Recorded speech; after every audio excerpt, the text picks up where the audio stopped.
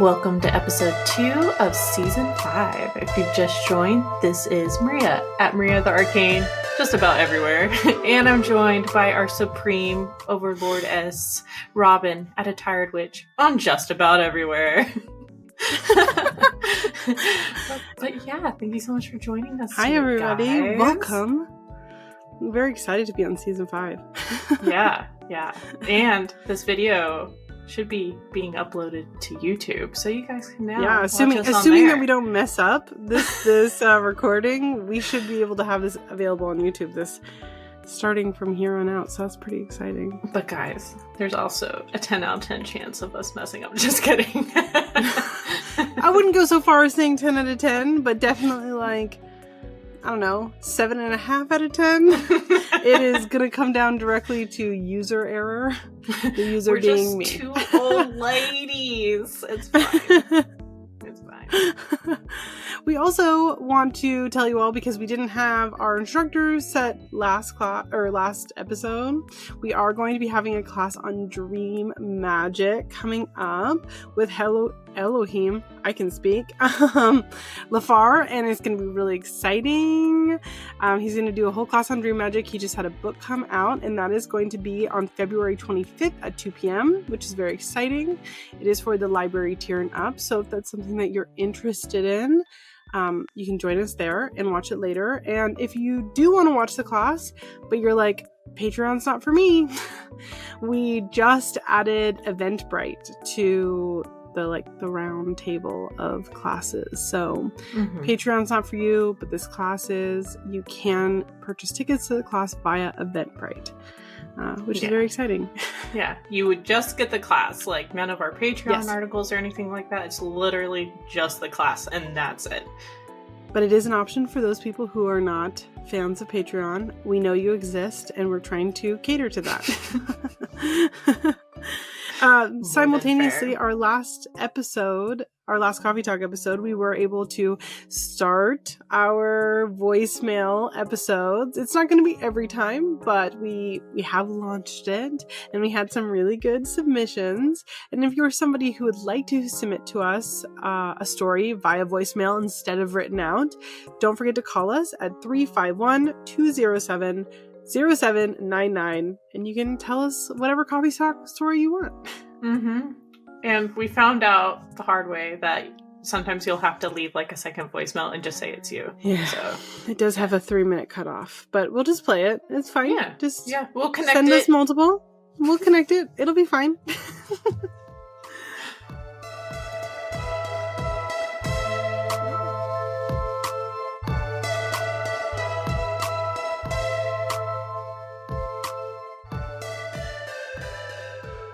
In previous seasons for the section of the pod, we have gone over individual meanings of the cards, and last season we discussed whole different sections of tarot, like the major arcana, aces, court cards, etc. This season, we are going over some of the themes we see in the cards, such as love, friendship, and so on. Robyn and I have some differing opinions, as all readers do, so it may help expand your views on new meanings, or if you are a new reader, find your own theme when it comes to the cards. We won't be able to get to like every single card that may symbolize a particular theme, but we will just talk about like 3 to 4 of the ones that resonate with us the most. But this week, I thought we would discuss cards that represent the theme of self-love to go with the theme of the overall episode. So we can't discuss the theme of self-love without addressing the Empress in Tarot, who embodies the essence of self-love, self-care, and self-acceptance. One crucial aspect of this card, which I recently explored in an essay for a upcoming publication of a book, is I know, I'm very excited for it, is the reclamation, I think I said that's right, of an exploration of self and identity. The process stands as one of the most significant acts of like self-love we can give ourselves. In the Rider-Waite-Smith deck, the Empress is depicted with like the symbol of femininity, While this signifies her stating her identity, she also extends an invitation for others to discover and love and accept their own identities. This isn't just limited to matters within like the LGBTQAI plus community. It can also represent a mother rediscovering herself after caring for little ones, or someone who has been so engrossed with engrossed with their life, is completely busy that they've forgotten to who they truly are. And beyond this, the Empress understands the importance of self-care, taking time for oneself. When she engages in self-care, she replenishes her energy and love, allowing her to share these positive qualities with those around her. Now, okay, you might be surprised by my next choice of a card, but please let me explain. Okay, so the Three of Swords is commonly associated with heartbreak. However, upon closer examination of this card, is the heart even truly broken? No, it is not. It remains whole despite the presence of three swords piercing it. This card teaches us the importance of loving ourselves despite the scars that we bear, regardless of the obstacles hindering like our desires. It signifies choosing self-care even if it seems like no one else is doing so. Ultimately illustrates our persistence in the face of challenges, driven by the love we have for ourselves that compels us to keep moving forward. Okay, now lastly, we have the Nine of Pentacles. If this card were a quote, it would be treat yourself.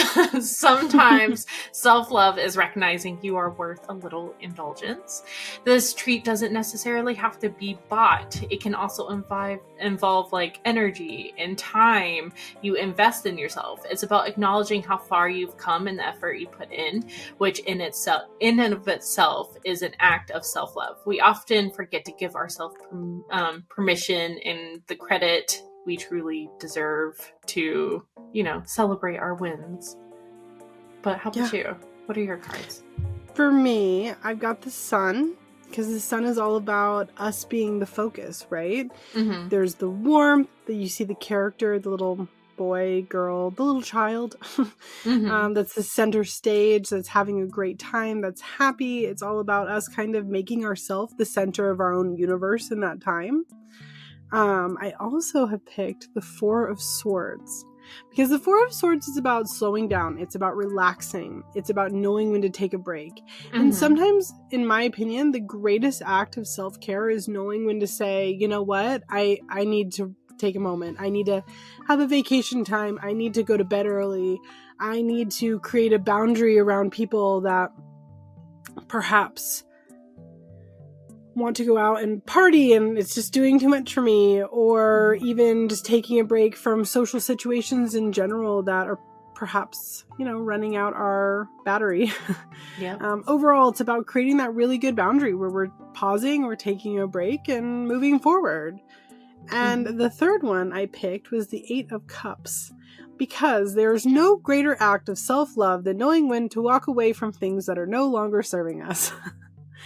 Especially people, anything that's emotional, because obviously cups are an emotional suit. Mm-hmm. Anything that is emotional that is just not only no longer serving us, but actively weighing us down, knowing when to walk away from those things is, in my opinion, a really good act of self-love. Yeah, no, I definitely agree. I agree. I like how we both chose like difficult cards, like the Three of Swords and the Eight of Cups, because people don't really look for those sort of things in cards, but sometimes self-love is hard. It's hard. Yeah, it is. It's an ongoing act, right? Yep, 100%.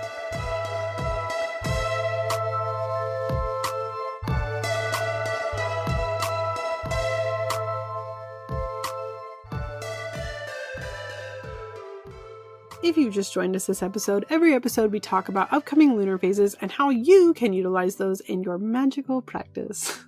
These are not like astrological check-ins for your personal sign. This is just, if you work with the moon, how we can utilize it. That being said, just a couple days after this episode comes out is the new moon in Pisces.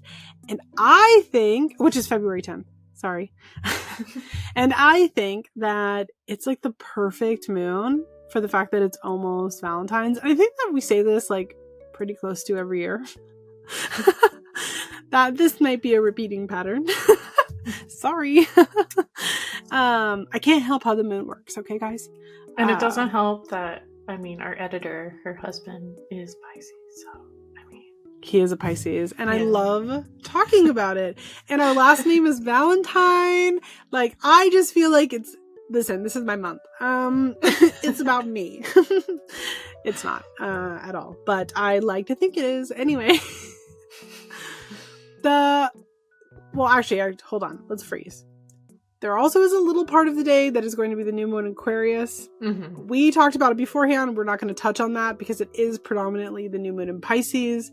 Mm-hmm. And if you want to work with the new moon in Aquarius, I would check your local times, etc. But we did talk about that beforehand. We decided to not deep dive into it. Which you'll see many people online doing it. So it's like... Yeah, but if you... Where I live, it's 1 hour of the day. Exactly. That's why I always say, look at your moon apps and make sure that the moon app you're using has a percentage sign. And check it right before you do any spells or rituals to make sure that it's correct. Yes. So, that being said, the new moon in Pisces, I think is really great because Pisces in general for like magic is great for dream work. It's great for divination. It's great for things that are kind of like fluffy and a little bit head in the clouds, a little whimsical. And like this episode, we're going to be talking about self-love. Mm-hmm. And I think that Pisces kind of really aligns with that because when we talk about love in magic in general, we are looking at things that are, how do I word this? Like the best version of itself. Mm-hmm. If like, let's say we were talking about a romantic love, we're talking about two people coming together, like being the best versions of themselves. And that might not be realistic for every day, right? Mm-hmm. It's the dream. And the dream is all about Pisces. So new moon in Pisces, we're doing starting things. We're having fresh starts. We're doing cleansing. Mm-hmm. I would focus on romantic love or self-love or things of that nature that is going to be fresh starts. So perhaps you are single and you want to get into a relationship. This would be a really good time to just kind of do a general manifestation of what does your dream partner look like? Mm-hmm. What would that look like for you if you were to have just like a genetically picked person that their personality was exactly how you wanted and, you know, their job was how you wanted, et cetera, et cetera. And it might not be realistic totally, but it's a great starting point on having that conversation with yourself about your self-worth and what you deserve. Mm-hmm. If we're doing self-love, I might do a cleansing of any kind of like negative energy that I'm holding on to that is blocking me from feeling good about myself. I might do a self-love bath, for example, during this time. And again, kind of going back to that dream thing of if I woke up tomorrow and I was completely content with myself and my life and my mental health, what would that look like? And I think it's kind of nice to write a little letter to yourself in that respect. Mm-hmm. What about you? So, I really like Pisces for like magic purposes, like practice spirituality, like things around that sort of stuff, and especially dream magic. And obviously we're not getting, you know, the full power of Pisces because this is not a full moon. Right. But I do think that this would be a great time to, if you want to learn more about something that has to deal with, like, let's say you want to do more tarot, like this would be a great time to set like intentions for that. If you want to learn more about dream magic, this would be a great time to set intentions for that too. And, I even like on our Patreon, I put an article about kind of like, taking a new dream journal and basically like, what's the word? Initiating it into your craft, like doing a little spell to be like, I'm going to start using this dream journal and like sitting it next to me in bed and stuff like that. And I have like a whole spell for that. But I really do think maybe even like concentrate, oh my gosh, I can't pronounce it, but, you know, getting new tools ready for your craft would also be a great thing to do, for this moon. Yeah. I think it's nice. Thanks.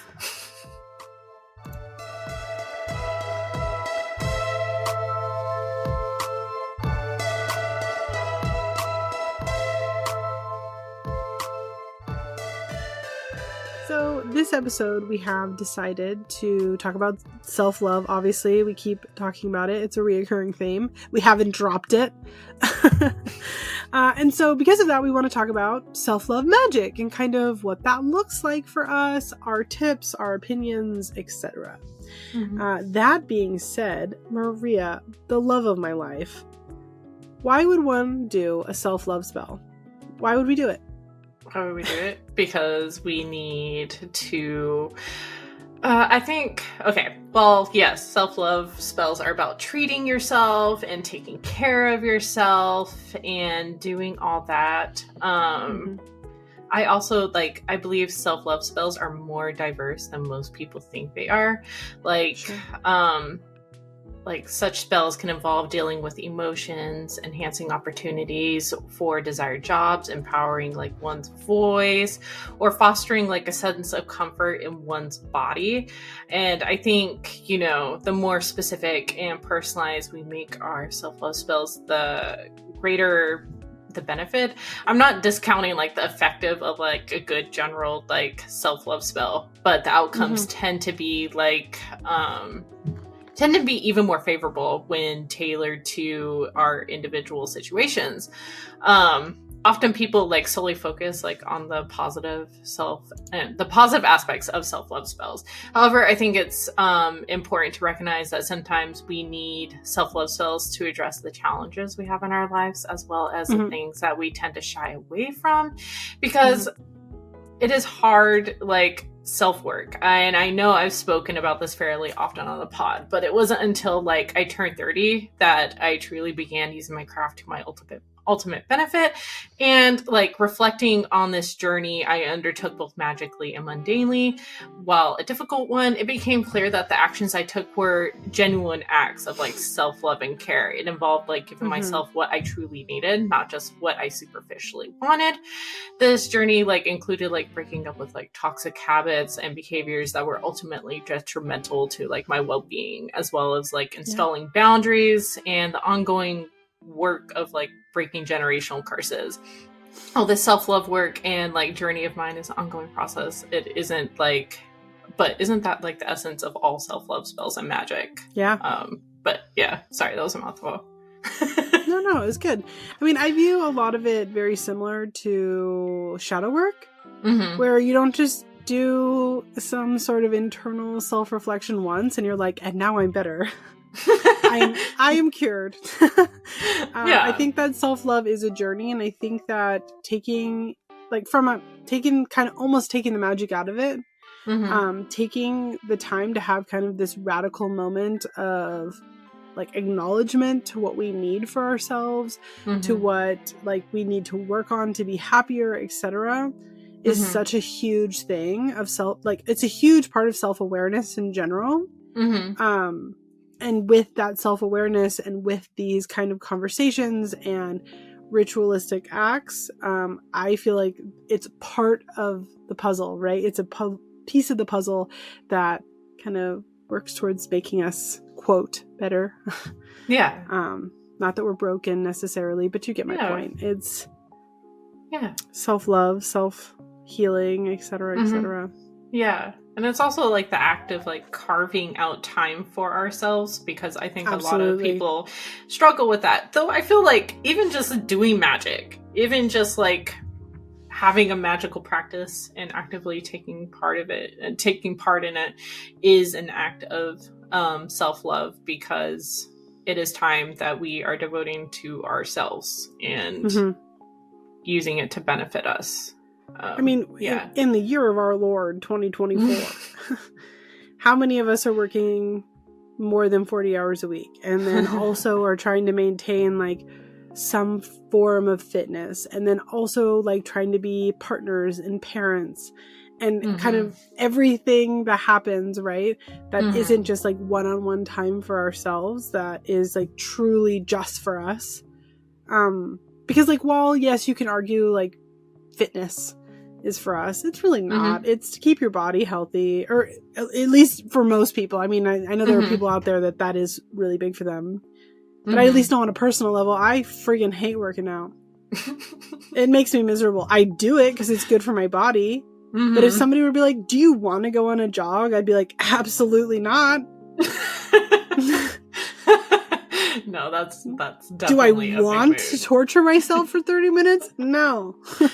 That's why I think like doing self-love spells is so important to like individualize for your own situations, because what works for someone else won't work for you to, you know, exactly all the necessarily time. Yeah. Personalize it to your needs. And you're very right about like how busy, you know, everyone is and stuff. And I don't know, there's a lot of power in claiming even at least 5 minutes of your day for yourself to do something just for yourself, whether it be magically or otherwise. So we've talked about things like self-love being something that we would utilize as kind of an ongoing relationship. But I think it's really important for us to discuss why somebody might use a self-love spell to heal from a toxic relationship, both platonic and romantic. So in that respect, what advice would you give someone? I believe that performing spells to disconnect from toxic relationships, whether it be romantic, familial, or friendship-wise, is like such an incredible act of self-love and self-care. Because it's hard, but I do think that in regards to that, it is it needs to be accompanied by real world energy. Like this type of spell work demands follow through, since toxic love is like a splinter, while removing the thing that caused the splinter helps sometimes remove it. But sometimes you need tweezers, you need to apply antiseptic, you need to put on a band-aid to prevent infection. I strongly encourage like all witches to establish and maintain boundaries after these types of spells. Boundaries are a crucial act of self-love, especially when it comes to this sort of thing. But it's important for witches to remember to stick with them once they're implemented. I think it's people think, application. Exactly. Well, people think I put boundaries up with this person, I did the spell work to remove them. But then again, it's like, this also means you need to block that person's number. You need to refrain from reaching out to them. You need to stop checking their social media. Failing to stick to these boundaries reintroduces the energy you wanted to eliminate with the spell. Like, you're just reintroducing the energy. You're putting it back to where you don't want it to go. Yeah. Literally, yeah. I think that, especially, we've talked about this before, the popularity of cord cutting spells, which is such a great act of self-love. Like, it really is. Yes, it deals with like creating a boundary with person and cutting somebody off, but having that first step to be able to cut off somebody that is no longer somebody we want in our life, their energy, their physical person, etc., is great. If you do the cord cutting spell and then you're still checking their social media, you haven't blocked their number, you get drunk and you reach out to them, like, you're not following through on your end of the deal. And like, I think that's something that a lot of people forget, is that we do the spell and then we have to follow through with our half of the deal. Otherwise, we're still feeding energy to this person and this situation, and therefore we are nullifying our own spell work. No, I definitely agree. I think and also like all this goes back to just, it's hard to practice self-love and care when you're doing toxic behaviors and you're not really helping yourself. And even in the way of like, toxic relationships, if you've been in a toxic relationship, as we said, like the whole variety of them, it's hard to take care of yourself. It's hard to love yourself because all of your energy is being drained by this person. And it's as I mentioned about like turning 30 and stuff like that, all that shit was like very hard work, and I'm still going through it. And I don't want people to think that they do a spell to remove someone toxic. No, People think, they do a spell and they can heal from the toxicity of their own actions, toxicity of other people, like right away. No, like it's ongoing spell work. It's ongoing, like recognizing your own emotions and your own habits and your own actions along the way. I think that the greatest act of self-love somebody can do is begin the process of becoming self-aware on how they interact with other people and how that can affect people, while simultaneously how we interact with ourselves and how that can affect us.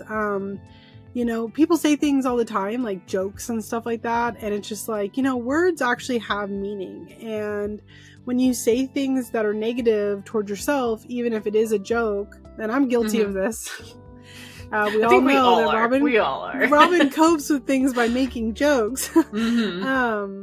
But words have power. They have meaning. And just starting that process in general of like having the self-awareness of like maybe even how many times we make this joke in a day or a week or a month or whatever, and how that could possibly be impacting us is, I think, a really huge part of self-love. And then simultaneously, maybe the cord cutting spell needs to be with ourselves and our own actions. I know for myself, I've had a really big struggle with body image and like the relationship I have with myself and my own body. We all have our own illnesses as it is. Mine is mental. Hello. And like, I've been going on a journey for a while now of being okay with myself no matter like what size I am. And like, I've had children now and having to like come to terms with the fact that like my body created life and it wants to remember that. And that's not a bad thing. That's a beautiful thing. Yeah. And so society makes it a bad thing. So I think that doing these kind of self-awareness moments and then being able to say, I have to do the cord cutting spell on myself because I'm dragging me down. And I think that that's a huge part of it, I guess. It is, because sometimes the most toxic relationships that we have are the ones with ourselves. So 100%. Yeah. Negative self-talk is really evil and toxic and bad and naughty. And it's habit forming. So knock it off. It's such a bad habit. It really is a habit for me. And it's an easy habit to get into when we live in a society. I'm not even going to explain the society. You know which one I'm talking about. Yeah.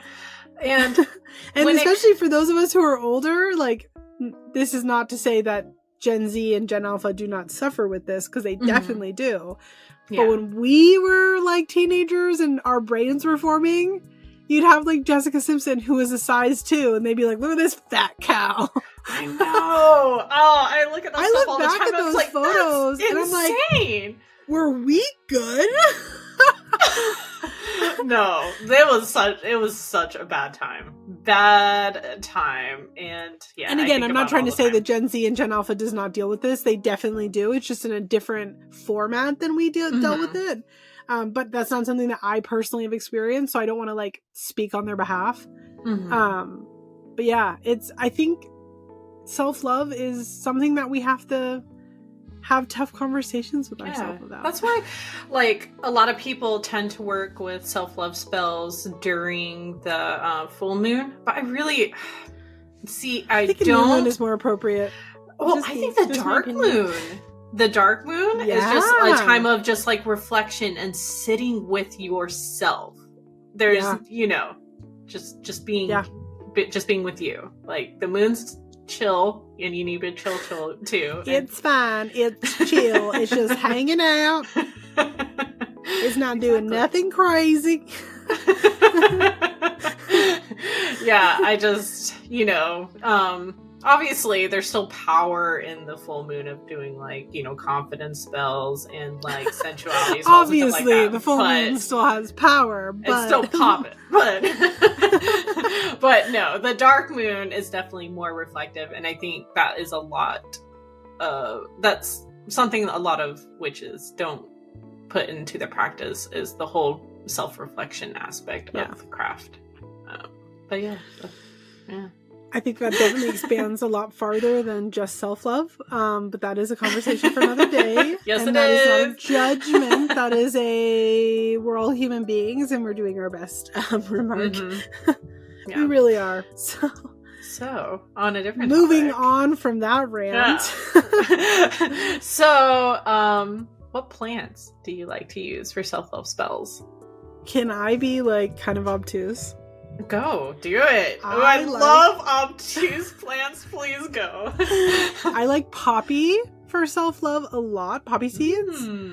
Poppy is typically used with like sleep and banishing. I think that a form of banishment is banishing all the bullshit out of our lives, including the bullshit we do to ourselves. So I like poppy a lot for that. That being said, I don't recommend one putting poppy into anything that might be consumed or put on our body in a large quantity, because that's how we fail an opioid test. So just a recommendation, if you have a job that perhaps does random drug testing, don't fill a bath with poppy seeds and then get in it. Just a thought. But I really like poppy for that. I also really like vanilla. Vanilla is what I consider this is pure UPG, my secret ingredient for anything that deals with like my own personal growth, including self-love. So if I make like any kind of oil for myself to wear, it always has vanilla in it, because I find vanilla's warmth and just general sweetness to apply to like how I want myself to feel in these situations. And so I like those for that. What about you? Yeah. So one of my favorite plants for self-care is motherwort. It's just such a comforting plant with a maternal energy and protective edge. Like, I enjoy incorporating it in all my self-love spells, because it's like enlisting your biggest supporter in a spell, someone who will stand up for you and help provide what you need. Because it was used like during childbirth and stuff like that to ease the mom's anxieties and stuff like that, so she could work through, giving birth and stuff like that, and, become the protector of her child. But another one of my favorites is marshmallow leaves. It truly provides like this beautiful softness and comfort to spell work, particularly like when dealing with like challenging emotions while working on like a self-love spell. It just makes the process just a little bit easier to digest and navigate. Now, okay, I know this is not technically a plant, but I also appreciate using dirt for self-love spells. Dirt we carries... were just talking about Saltburn, and now you're going to talk about dirt? Yes. Shush. Interesting. I just something I'm just noticing about you. Look, maybe that was his act of self-love. It was not. Anyway. I know. But to me, like, dirt carries the energy of what once was, like transforming like literal crap into something that aids growth of new and beautiful things. Like, and it additionally provides that grounding element, something many of us need during self-love rituals. Yeah. I think that dirt is very grounding. That's such a good point. Thank you so much, Maria, for that. I gave not believe you said dirt after you and I privately just talked about Saltburn. That's so funny to me. I didn't connect it till you said it. Oh, gosh. All right. Well, so our last question on the topic is, if you were giving somebody advice for a self-love spell, what would you recommend? Okay. I'm just going to give a good general self-love spell that I have performed in the past, and it, of course, involves candle magic. But Typical, I like to... am I right? I know. I have to, Aries, Sagittariusness all happening with me. I got to. But using a pink candle, I would etch the words love for self with a little heart, and then coat it in some extra melted wax to adhere, rose petals, motherwort, and even dark chocolate shavings. I'm a big fan of also making crystal grids around candles to amplify the energy and introduce a additional element to the spell. For this purpose, I would typically use like pink rondite, rose quartz, desert rose, and clear quartz crystals, accompanied by like scattered rose petals or buds. But yeah, that's one of my favorite self-love spells. Like, it's just very simple and it's very pretty. And then I would like, with real world energy wise, I would go and do something for myself as it's burning. Maybe that's reading a book, it's taking a bath, it's just doing something that feels good in that moment. Like, and yeah, just spending some time on myself. How about you? Well, we've already talked about the cord cutting, which I would be my first and foremost recommendation. But secondly, I'm a really big believer in self-love baths or showers. I've recently gotten very into the idea of these shower steamers, and they like, you can make them, but people sell them too that are focused on love, self-love, attraction, etc. And I love taking self-love baths in which I would put things in it like vanilla. I know that maybe sounds a little corny to like put like vanilla extract in your bath, but no, I like it. That smells good. Yeah. I also like putting things in the bath when we are focusing on self-love that the intention is not to cleanse, but instead to like bring in and to heal. So like we put things in there like Epsom salt, but I'd also put things in there like oatmeal. Oatmeal heals. It heals the skin. It heals the body. But I also think that it's very comforting and nourishing. Very comforting. Yeah. Very comforting. I'd put stuff in there like oat straw. I would put blue corn flour in there. And possibly rose. Because all these things I think are just very nourishing and comforting. And then from there, I would take the intention of perhaps doing like a meditation where I'm just focusing on like the positive parts of myself that need more love. Yeah. I love that. I love that so much. Thanks. And hopefully this helps people a little bit with the launching point of self-love. And if not, sorry. Yeah. Happy Valentine's Day.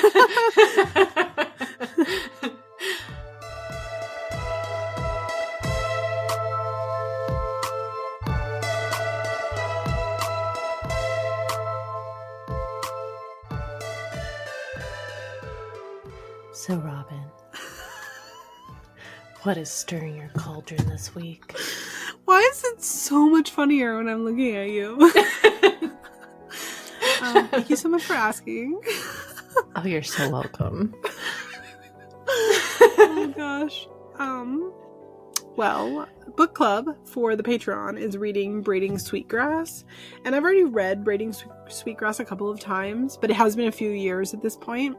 So this time I've been listening to it on audiobook, and I have to say that the author's voice is like butter. I want her to hold me while reading me her own book. First of all, if you've never read Braiding Sweetgrass, being in our book club or not, you absolutely should be. I think it's a cornerstone book for understanding like Native American practices, experiences, and just having more empathy towards like everything. The book is one of those books that it makes me cry every time I read it at several points, because it's just very emotionally moving.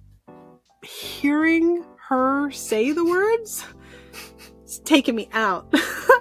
Like, R.I.P. me. It's just... But you'll have to listen to it then after I'm done with my really audiobook. It's on I think it's on Spotify. I'm listening to it on Audible, but if you have a Spotify Premium, I believe it's on there. I could be wrong. Do not quote me. Because like I had downloaded it on Audible years ago with the intention of listening to it, so I just already had it there. But I believe the book club was saying it is on Spotify Premium. So, well, that's good news. I don't have to use an Audible credit. Really, really, really, really good. Like, really, she's got a great voice, and it's just, it makes it that much more moving hearing her say it in her own words. You know what I mean? I'm really so good. jealous of really good speakers. Me too. As we Listen, say, Maria, at the end I of have the a day, we podcast. can be sexy or we can be literate. And we had to pick one. Yes, so sexy. Sorry. Yeah.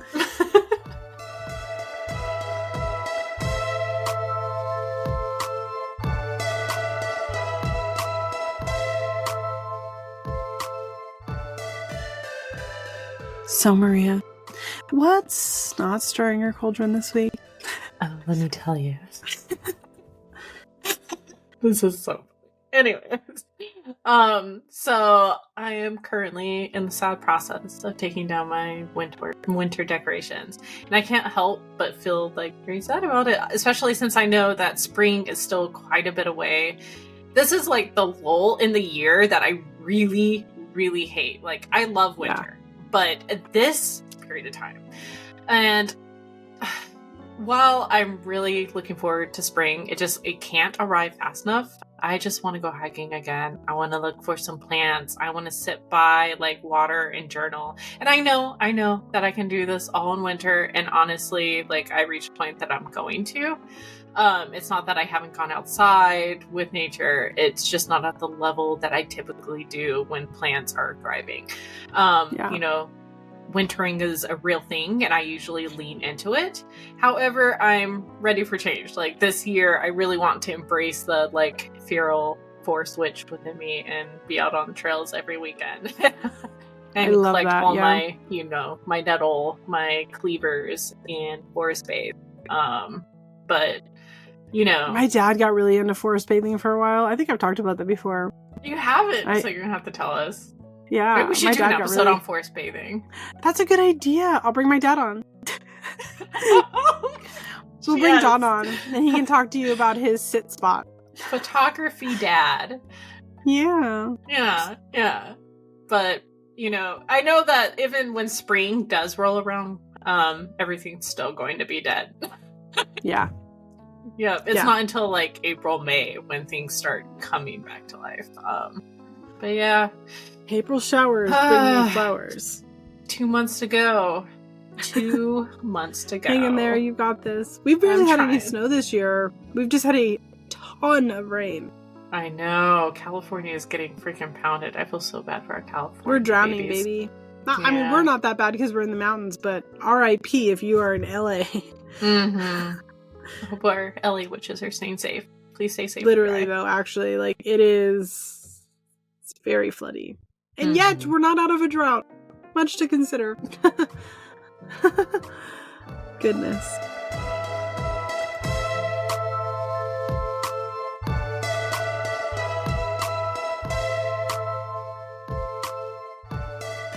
If you've just joined us this week, every single week we talk about creators that we are loving right now. This could be anything from artists, bloggers, other podcasters, just anything that Maria and I are both organically finding. These are not ads that we are vibing with. And not this year, we started last year.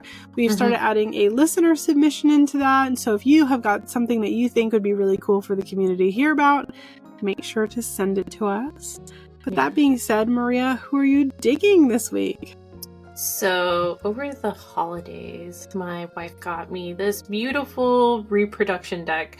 Like, Llewellyn has been releasing these reproductions of, like, antique decks and stuff like that. And she got me the most recent one. I think it's the most recent one, but it's very, very pretty. Like, I'm not going to pronounce the whole name of it, but it's the Giovanni deck. And we'll have a link for it so you can search it and find it for yourself. The full title will be in the caption, as always. Yeah. But it's a very simple deck. Like, it's a bunch of, like, line drawings and stuff like that, but it's, like, beautifully done line drawings. And there's, like, no color to it. It's, like, tan with just, like, black lines and little black illustrations on it. And I don't know, it's very pretty and, like, a different take on a deck from that time period that I've never seen before, and I really enjoy it. I think the only downside to the deck is, which I want to be clear about, is the cardstock. The cardstock is not that great. I have other reproductions of from Llewellyn, and this one wasn't the best card stock for the reproductions that they have done. Like, it literally feels like, oh my gosh, I'm trying to think about it. It feels like a label almost. It's like very thin. And I've only like shuffled it like, I don't know, like 10 times, and the cards are already kind of like crescent mooning a little bit. But that sucks. I know, but it is still a very pretty deck, and I still want it. So glad to have it. Yeah, glad to have it. And I have tried to find like a real, second hand find, even though it would be way older than second hand. But trying to find a original one of it or a reproduction done of it like earlier in time, but I have yet to find one, so I don't know. So right now I'll just deal with what I'm given, and I like it. So how about you? What have you been liking? One of our Patreon members actually sent me this like on Instagram, and I'm like so obsessed because it was a giveaway that they sent me. And the artist is called Medulla.Textiles. They make pocket altars. And like I've seen pocket altars done before, but like this, I've never seen ones done like this. They're like hand stitched. I think that the artist prints the images onto fabric and then cuts that out and puts it in. And they're just really nice, and I really want to commission one. Those are so cute. Sorry. Right? They're so good. I really want one. I just think they're really beautiful. And I'm sad I did not win the giveaway. Not that I actually expected to, because there was like 15,000 entries. But wow, right? Like so beautiful. Just really breathtaking. It reminds me of those like Victorian like paper folding things that they used to do. You know? Yeah. It's really wonderful. I think they're really beautiful. They're really nice. And it's such a good take on like what altars can be. I know we've had like lots of conversations before on here about like what an altar can be. And I think that this is a really nice take on that. So yeah, it's very pretty. Nice. I like it very much. I also like their dolls. Their dolls are very cute. Very cute. Who is our listener submission this week? Okay, so our listener submission is bloodmoonbotanica.com, and apparently it's filled with like very good smelling perfumes that one of our Discord members can't stop like smelling and think that smells delicious. So yeah, definitely check them out. They seem like a very cute store. So yeah. Very exciting.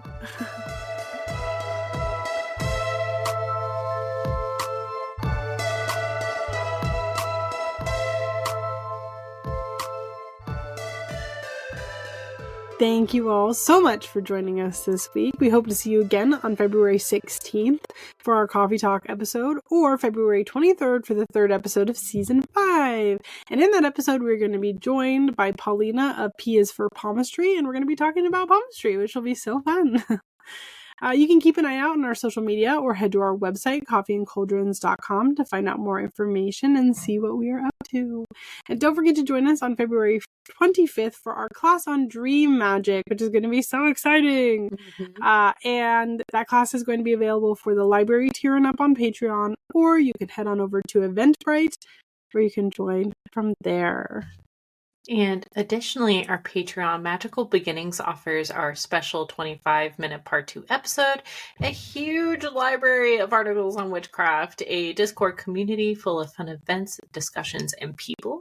And we even have a tier that offers one-on-one conversations with Robyn and myself. Yes.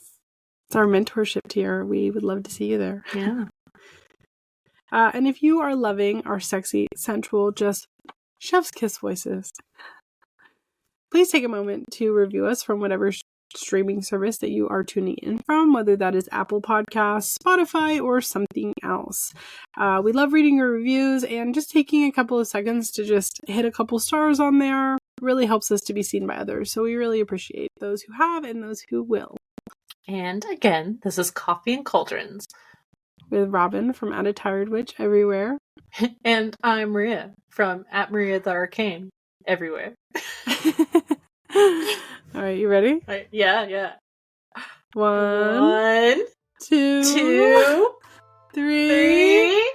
Bye, witches! That was pretty good. Yeah.